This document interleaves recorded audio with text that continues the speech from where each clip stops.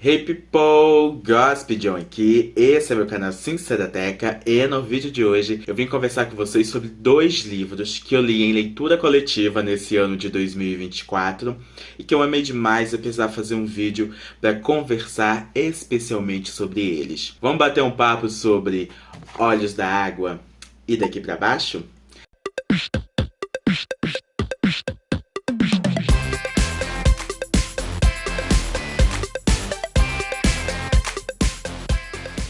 Antes de começar o vídeo, eu peço que vocês me sigam em todas as redes sociais, se inscrevam no canal, ativem o sininho, deixem um comentário, tudo isso é muito importante para o engajamento e para a divulgação do canal. Não esqueçam também de conferir a campanha de apoio lá no Apoia-se, o link fica aqui na descrição.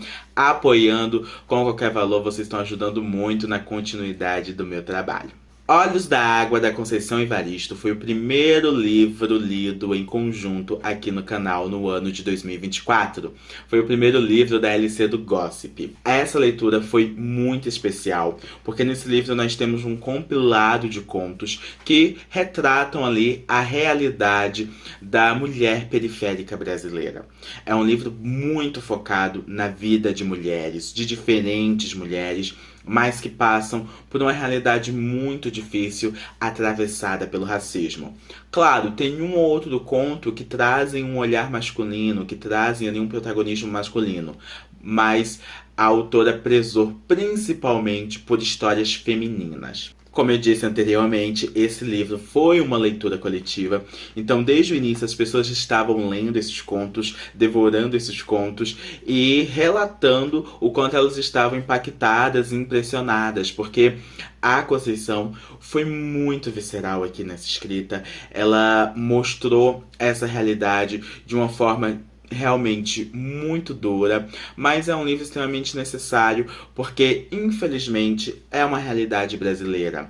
Aqui nós temos pessoas de um recorte racial e social que sofrem com as mazelas das injustiças da sociedade, de tudo aquilo que está errado, de tudo aquilo que não está bem estruturado na sociedade. No fim, quem paga essa conta são seres humanos, são essas pessoas que estão nessa realidade de marginalização, aquelas pessoas que estão à margem da sociedade. Então sim, foi difícil de ler, em alguns momentos a gente chorou, né? Alguns contos foram bem difíceis.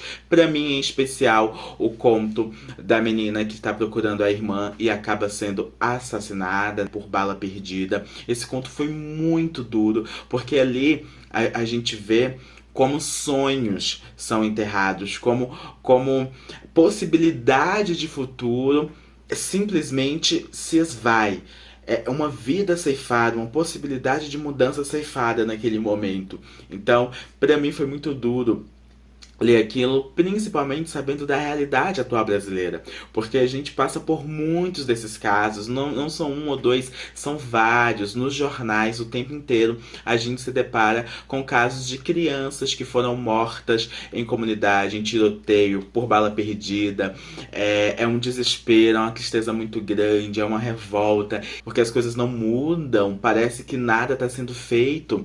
Enfim, só desse conto aqui já dá pra gente conversar, fazer um TCC sobre uma das realidades da periferia brasileira. Então, essa leitura foi muito especial. Foi ótimo discutir com vocês, a gente passou por vários pontos. É muito duro para mim trazer um livro como esse, ter que ficar destrinchando os vários efeitos do racismo na sociedade. Sim, porque é algo que me atinge. Eu, enquanto pessoa preta, também passo por situações que advêm justamente dessa questão do preconceito racial, da opressão racial, que é estrutural, é uma coisa que vai além de indivíduos, não é uma coisa pontual, é algo que está enraizado na estrutura da sociedade. Tudo coopera para que pessoas como eu continuem num mesmo patamar e que a gente não ascenda e que a gente sofra. E uma coisa que a gente discutiu muito na nossa última leitura coletiva do livro, que já já eu vou conversar aqui com vocês, é justamente isso. Quando o racismo ele não te mata através da bala, através do crime, ele vai te matar através da autoestima, ele vai te matar por conta da sua saúde mental, porque a gente vai passando por essas situações e vai ficando cada vez mais triste e sem esperança e sem perspectiva, enfim. É algo muito difícil e esse livro mostrou isso pra gente, porque tivemos vítimas aqui ao longo do livro, como essa menina mesmo que eu citei. Tem uma mulher que acaba se envolvendo com um cara que está envolvido com o crime e ela é morta grávida. Foi muito pesado também esse conto. Então nós temos a questão da morte de alguns personagens, mas a gente tem aquelas que são sobreviventes também. A gente tem um retrato de mães aqui nesse livro. E uma coisa que eu discuti muito no último E aí Aliado com a Liz foi sobre essa dor dessas mães que acabam se acostumando. Elas se acostumam com essa realidade. Se acostumar não é se conformar e não é deixar de sofrer, mas meio que foi naturalizado perder seus filhos nesse contexto. É algo muito triste e muito difícil de raciocinar e de compreender e também de aceitar, mas de fato é uma realidade. Nós temos mães que sobrevivem e que fazem de tudo pelos seus filhos, mas estão inseridas nesse contexto. Essa mãe que perdeu essa menina, a dor que essa mãe sentiu, e o pensamento dela de que ela poderia perder mais algum dos outros filhos logo em seguida, porque não é um caso isolado. Infelizmente, não é um caso isolado. Essas coisas acontecem de forma corriqueira em alguns lugares aqui no Brasil. Então, era muito duro de se ler. Nós também tivemos casos de mulheres, por exemplo, que sofreram abuso sexual nesse livro, que é um conto muito pesado, inclusive. Nós temos o conto da empregada doméstica, que tá sempre correndo.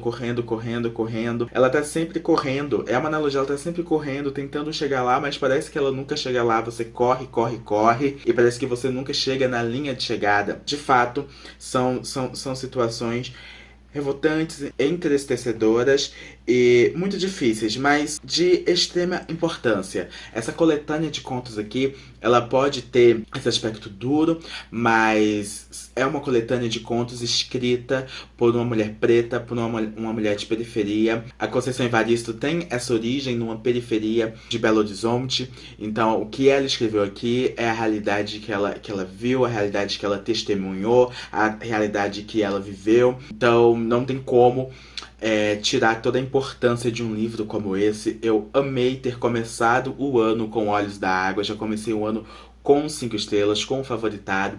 Realmente são muitas e muitas reflexões. No vídeo eu tô falando aqui de uma forma mais básica, um tanto até quanto rasa, porque se a gente parar para se aprofundar em cada um desses contos, dá muito pano pra manga. É por isso que ela foi merecedora de todos os prêmios que ela ganhou, de todo o reconhecimento que ela passou a ter. E sendo essa pessoa que viveu essa realidade, ela não é nada alienada. Ela sabe que, infelizmente, não são todos que conseguem chegar no lugar que ela chegou, não são todos que conseguem ter o reconhecimento enquanto escritor de livro no meio acadêmico. Inclusive, no seu discurso, ao receber um dos prêmios, ela cita o fato de estar sendo assistida e aplaudida por pessoas brancas. E ela queria que os dela também estivessem ali, sabe? Que outras pessoas também ocupassem esses espaços. Enfim, é um livro, sim, gente, incrível. São 100 e pouquinhas páginas. Esses contos eles são rápidos porque a linguagem da Conceição Evaristo é uma linguagem muito fluida, é um livro fácil de se ler, mas por mais que ele seja fácil de se ler no quesito escrita, por mais que ele seja fluido e rápido, ele é muito duro. Então você vai lendo e você vai tomando uma pancada. Cada conto desse é uma pancada. Eu, por exemplo, tive que respirar em alguns momentos, não consegui ler ele de uma vez só. Ao mesmo tempo, tiveram pessoas do grupo que estavam lendo esse livro que devoraram ele, do tanto que gostaram da forma que a Conceição estava contando essas histórias, o desenrolar dessas histórias. O mais incrível pra mim é que eram contos curtos, mas eles eram muito profundos. Logo você se conectava com esses personagens. E pra mim um autor conseguir fazer isso é assim, a prova do seu talento e maestria. Porque em poucas páginas você conseguir construir um personagem, fazer com que o leitor se identifique com ele, fazer com que o leitor compreenda a história de vida dele, apesar das poucas páginas, que o leitor sinta empatia, que o leitor se revolte, que o leitor sinta as mais diversas emoções. tem que ter muito talento e isso o Conceição Evaristo tem de sobra. Então foi o que eu mais amei. E aí eu já puxo o gancho então pro próximo livro, que é Daqui Pra Baixo, do Jason Reynolds. O Daqui Pra Baixo é um livro curtinho também. Ele é escrito em pequenas estrofes. Ele tem uma história que é curta, são 100 páginas, mas ele, da mesma forma, ele conseguiu construir esse personagem principal, essa atmosfera, de uma forma que não importa que sejam só 100 páginas. Logo, a gente já se identifica ali com o protagonista, já começa a temer por ele, a sentir empatia por ele, a sentir as emoções, a ficar confuso da forma que o personagem tá, porque ele tá passando por um momento de revolta, e cria-se um desespero e a gente fica ansioso pelo final, se assusta ali junto com ele, enfim. Jason Reynolds, assim como Conceição Evaristo, é um talento, gente. É realmente... A leitura de Daqui Pra Baixo me surpreendeu.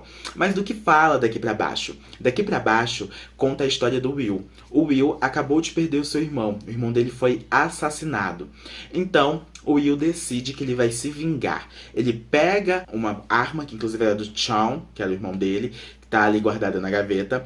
Ele sai de casa, pega o elevador e aí ele decide que ele vai matar o rapaz que ele identifica como possível assassino do Shawn. Mas o que acontece? A cada andar, a cada vez que o elevador para, entram novas pessoas nesse elevador. Só que essas pessoas não são vizinhos qualquer do Will. São pessoas do passado dele, pessoas do passado da família dele, pessoas que já morreram. E aí a gente vai entendendo como essas pessoas morreram e tudo vai tendo um significado ainda maior. Porque infelizmente o Will está vivendo num ciclo, um ciclo vicioso. O irmão dele foi assassinado, ele está indo ali atrás de vingança, ele quer matar a pessoa que matou o irmão. Mas ele não percebe que se ele comete esse ato de vingança, ele vai ser o próximo na lista de alguém, porque alguém vai querer se vingar por essa pessoa que ele matou. E é isso que ele vai percebendo no elevador, porque a cada pessoa que entra e a cada história que ele escuta sobre seus antepassados, vai caindo a ficha de que é o que está acontecendo há muito tempo. O irmão dele também foi morto por conta de um tiro que deu em alguém. E aí ele tem um tio que foi vingar a morte do pai, e assim sucessivamente. São pessoas que estão nesse ciclo de vingança. Um mata o outro, mata o outro, mata o outro, mata o outro, mata o outro, mata o outro. O sistema que espera justamente isso vai girando conforme tem que girar. Aquela parcela da sociedade tá se matando entre si, apesar de o sistema ter ferramentas para ceifar essas vidas. Dentro dessa própria estrutura, há um ciclo de violência que vai se exterminando. Então o sistema ganha de qualquer forma, seja pelas ferramentas dele próprio para por fim a essas vidas, ou seja, pelos desentendimentos internos dessa comunidade. Então é algo, gente, complexo, mas ao mesmo tempo esclarecedor da forma como a sociedade funciona. É um livro que levantou questões muito interessantes. A live de Daqui Pra Baixo tá salva aqui no YouTube. Esse livro eu li no IAI Aliado, que é um projeto que eu tenho com a Liz. Te amo, amiga, você é tudo pra mim.